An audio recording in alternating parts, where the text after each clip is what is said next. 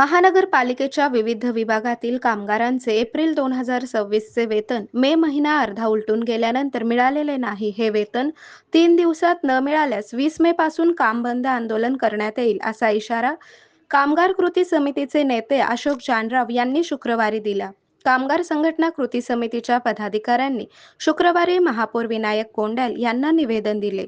सफाई कामगारांचे कुटुंब पूर्णपणे त्यांच्या मासिक पगारावर अवलंबून असते. मात्र दरमहा पगाराला होणारा विलंब ही आता गंभीर बाब बनली आहे.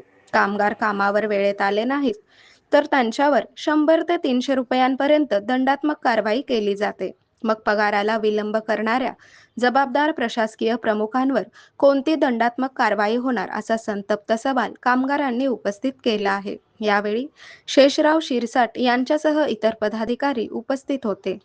रोजच्या कामकाजासाठी नवनवीन परिपत्रके काढली जात असल्यामुळे कामगारांमध्ये गोंधळाची स्थिती. अनेक कामगारांचे हप्ते वेळेवर न गेल्यामुळे त्यांना व्याजाचा भुर्दंड सोसावा लागत आहे.